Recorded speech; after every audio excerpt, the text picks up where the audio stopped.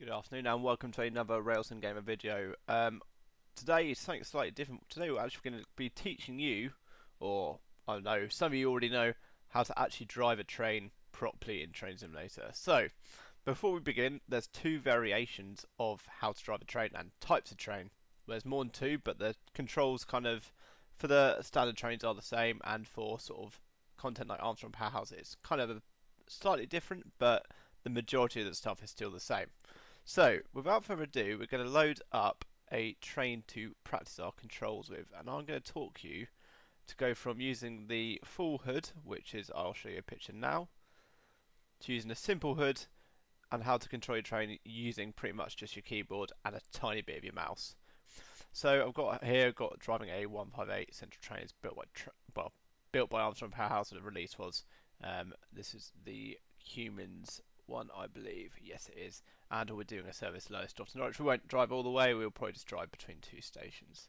So it's going to click that to load. While that loads, if you are new around here, please feel free to give us a subscribe.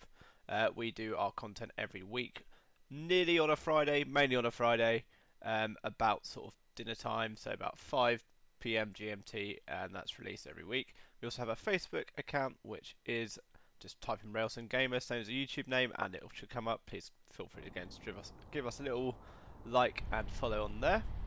And yeah, hopefully you'll be able to follow this along.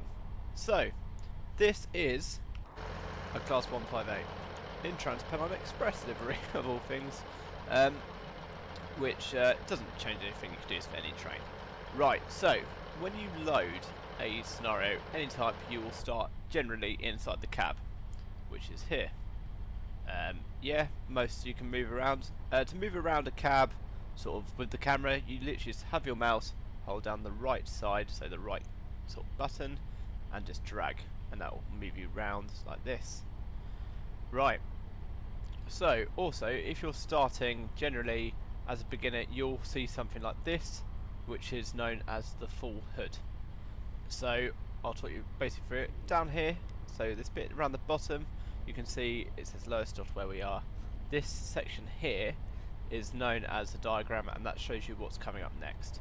So this aspect here is known as a signal. So it's saying to me that a signal is 0.12 miles away, and that's that number there. And as you move, that will change obviously as you get closer. With that, you can kind of plan how close you are to signals. If there's any speed changes coming up, they'll be highlighted also in here in yellow.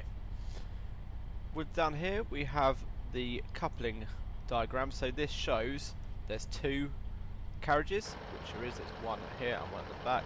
We can, if we move around, we can actually sort of uncouple our carriages by doing stuff like that, which means the carriages are now uncoupled. Next up, we have the task list. This is visible in every scenario, and it will tell you what tasks you are meant to be doing during the scenario or during your free roam. If you have stations to stop at, so they'll all be listed on the left hand side here under task list, and once you've stopped at the station, collected your passengers or freight, once you depart, it will then have a tick. If you kind of misjudge the station, you drove straight through it, it will come up with an X, which is, yeah, not ideal, but it sometimes does happen. That's your task list. And secondly, we have the route diagram, and this shows the whole of the route. You can move again around this by just holding this right side, and you can drag around the route. Also, your task list is also shown in here up in the left hand corner.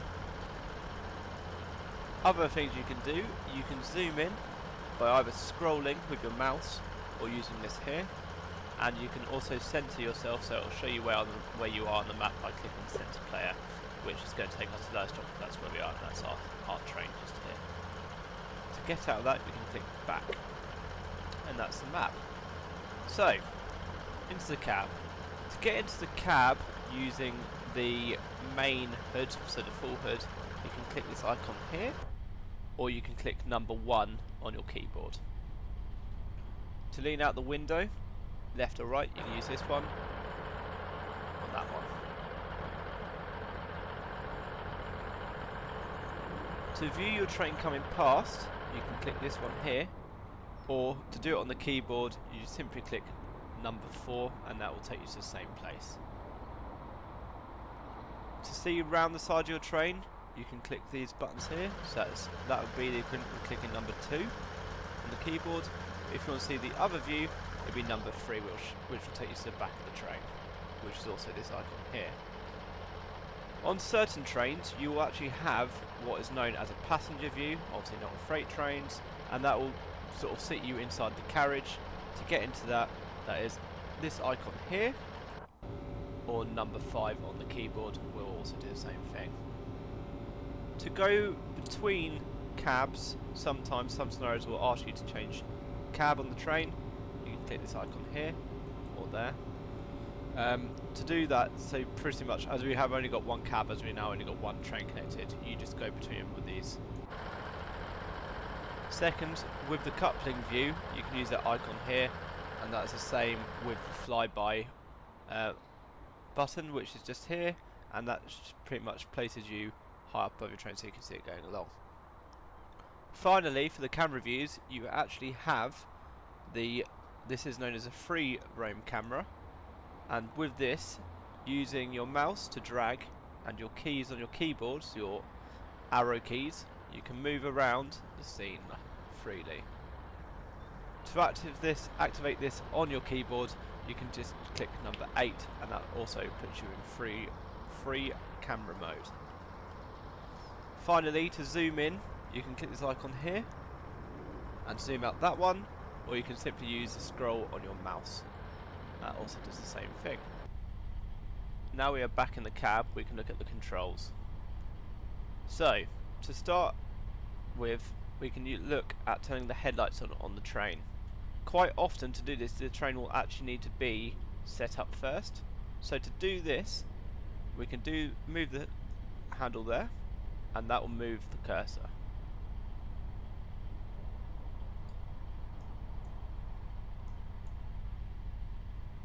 To set up the train, you can do it from your keyboard, or you can do it manually on the hood. We're going to look at it from the keyboard. So with most trains, you'll have a master key, which is this icon or this object just here. To turn that on the keyboard, you need to click Shift W, and that unlocks the train. From this, you need to set the direction of travel for the train. This is done with the reverser, which is this icon here. To move this around, you click W or S on your keyboard. After you do this, an alarm will sound on most trains, which is known as the AWS, and you can clear this by clicking the yellow, or clicking Q on the keyboard. Next up, we can set the lights up on the train. To do this, from the hood, you can click this icon here, and that will turn the lights on, or you can click H or Shift H on the keyboard. The lights are now on. If we now go outside, clicking number 2 on our keyboard, we can see that our tail lights, so the red lights, and the white lights, which are driving lights, are on at the same time. To turn the tail lights off, click K on the keyboard. Next up, we need to release the doors to let passengers get on the train. We can do this by clicking this icon here, and the doors will open, just like so. Or we can click T on our keyboard, and that will also open the doors. Back in our cab, we need to now wait for our doors to close before releasing the brake. On most trains, you'll notice that we actually have a sort of red light or sort of red object that looks like this. This is known as a DRA. When the train is set up, this is always enabled. To turn this off, just simply click Y, and that will release it. If this is still on, you actually won't be able to move the train.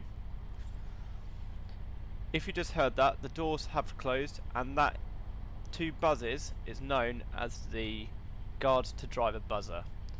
This is a way of communicating between the driver and guard when the guard has locked the doors and the train's ready to go. To return this, you return to yourself. You do this by clicking C on the keyboard twice.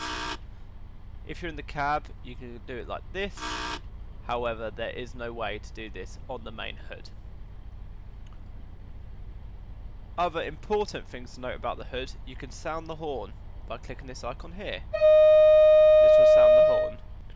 On some trains you'll have a thing known as sanding or sander. This is to allow the train to get extra grip. This can be activated by clicking this icon here. This is now active and will help with grip. Okay, so we are now ready to go. So what we're going to do, we need to release the brake. This can be done by clicking this here, and you can see it move the brake into the release position. Alternatively, you can click the semicolon on your keyboard to release the brake. To reapply the brake, click the key with the @ symbol on and apostrophe. This will toggle between the brake settings. So this applies brake and the semicolon key releases the brake, as you can see. We are now ready to go. So we can either put power to the train by moving this forward, and you'll hear the train move, just like that. Or you can alternatively apply more power by dragging it up like this. Or if you want to reduce power, just take it down like that. Just like that. To do this on the keyboard, we do much the same thing as the brake. So, to accelerate, we click A on the keyboard, and this goes through the stages on the reverser, on the accelerator. Or to reduce power, we click D on the keyboard, just like this, and that will take it down. So, A to accelerate, and D to de-accelerate. To move around the train while it's moving, you can click 2, just like this. You can move around with your arrow keys, zooming in and out. To go back inside the cab, we can just simply click number 1 on the keyboard, just like this.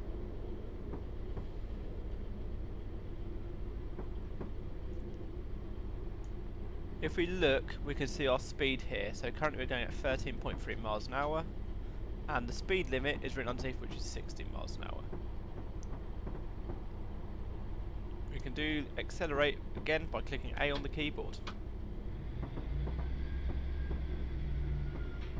just like this. However, if you want to advance your driving, you can reduce how much is on the screen. So this is known as the full hood, which is great if you're a beginner in Train Simulator. If you want to start driving a bit better, or start sort of using your keyboard more and feeling more sort of realistic, you can use what is known as a half hood. To get between the full hood and the half hood on the keyboard, click F3, just like that.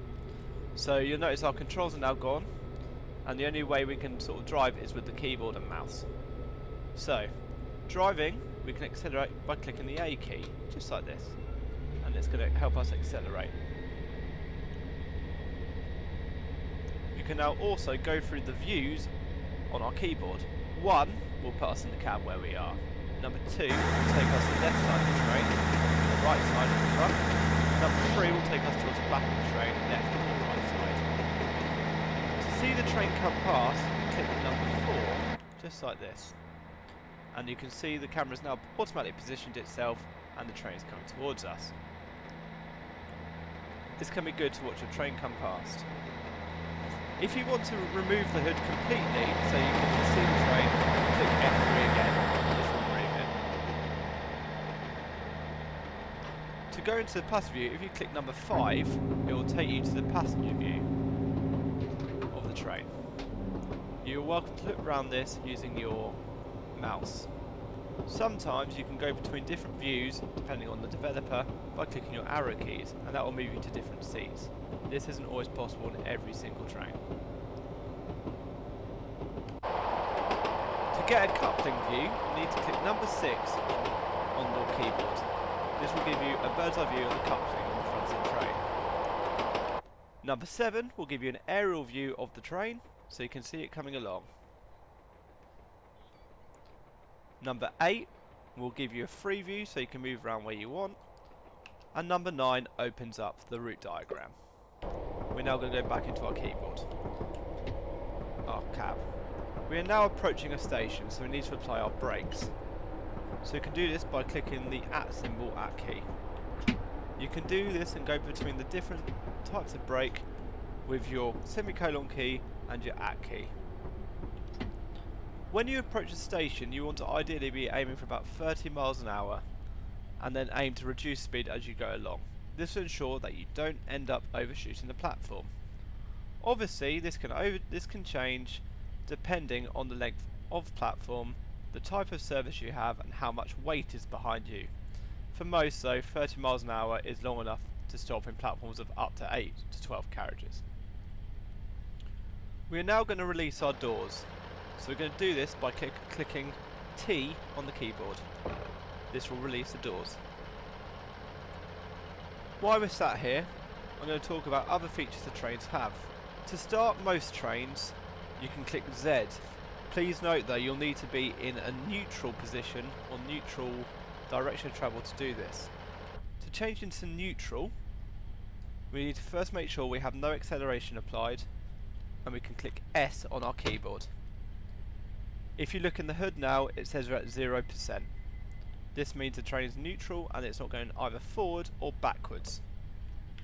To turn a train off, you click Ctrl Z on our keyboard.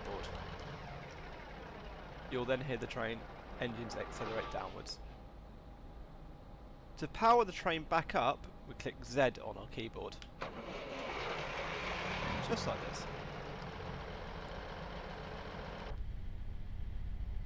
The same results can also be done from the buttons inside the cab. We now need to put our train into forward. To do this, we click W on our keyboard, just like so. We are now ready to go, so we're going to do our guard buzzer again by clicking C on our keyboard. And releasing our brake, again with semicolons. We are now ready to go. Sometimes in Train Simulator you won't be driving on a sunny day and it might be raining or snowing, meaning that you'll need to use your window wipers. To do this, you click V on your keyboard. This will release the window wipers. You can change speed depending on the developer and depending on how the train's set up by clicking V again. Unfortunately with this train it only has single speed. To stop the window wipers you click Shift V and that stops the window wipers. On most trains there's two types of horn, a low horn and a high horn. This can be achieved by pressing the spacebar, which is a high horn, and clicking B to activate the low horn.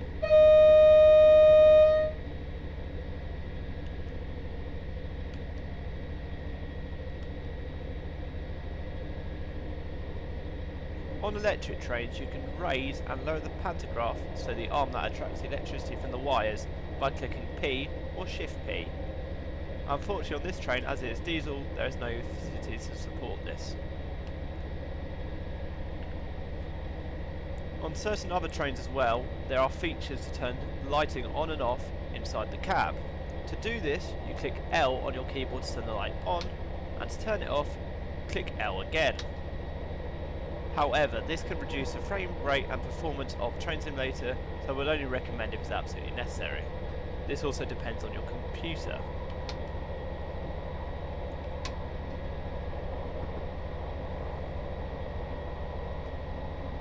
To view your task list from the keyboard, simply click F1 or Function 1 on your keyboard. F2 brings up the save command. In Train Simulator you are able to save your progress as you go along, just like this, and it will save it ready for you to use another time. If you're noticing that your Train Simulator is starting to struggle with frame rates, I would recommend saving every so often so you don't lose any data if the Train Simulator unfortunately crashes, which does sometimes happen sadly. F3 removes the hood completely, as we talked about earlier. To bring it back, click F3 again, or to get the full hood, click F4, just like this. F5 brings up some basic statistics about your train, the performance of the train and what it's doing. This can be really helpful if you're trying to take screenshots or you're confident enough to use just the cab controls or keyboard controls alone. On On certain trains you're able to change the destination boards on the cabs. This is visible for the passengers. To do this you use F8 and F7. F8 will go through the different destinations. F7 will go back through the way you've just come. F9 is more useful if you're having problems with assets in the route. An asset is a simple block or building or component in the route. For example, the plants on our right here are all assets, as is everything you can see. To reload the assets, simply click F9 and cancel. This will refresh all the assets for the route. To take a screenshot, click F12. These will be published to your Steam directory.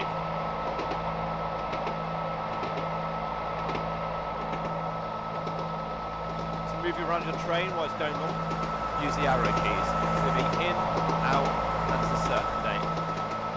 This can be good if you want to see sidebars of your train, or just to get some good pictures.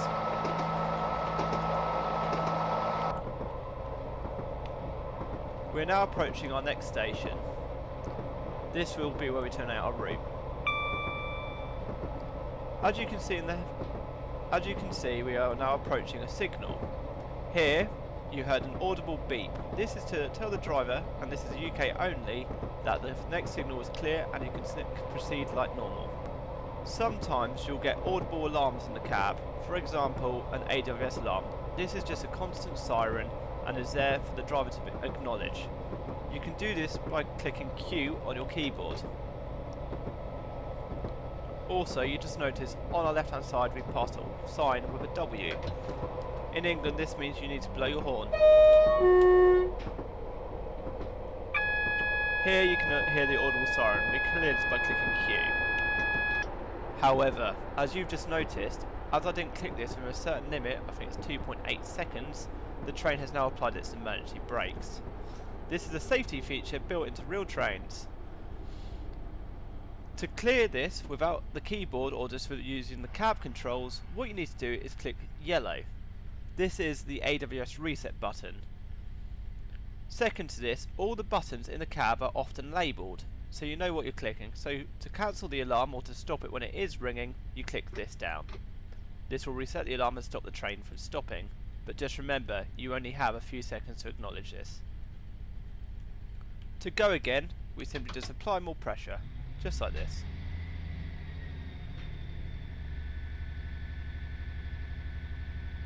Also, when an AWS siren sounds, you can often see what is known as the yellow sunflower. This here is to show the driver and remind them that the last signal was either had a cautioned aspect, red aspect, or there is something they need to be alert to coming up. Once we approach this station, we will terminate our tutorial. If you have any questions about how to drive a train, please feel free to leave them in the comments below. I'll be more than happy to answer any questions and maybe make future videos about how to drive trains, including how the signals work. This will be primarily towards UK driving, as that's where I'm based. We are now applying brake by clicking the at key on our keyboard and toggling between more and less brake with the semicolon key.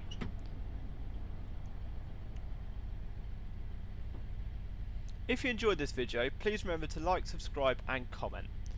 If you have any questions, please drop them below, and remember to check us out on Facebook. Thank you.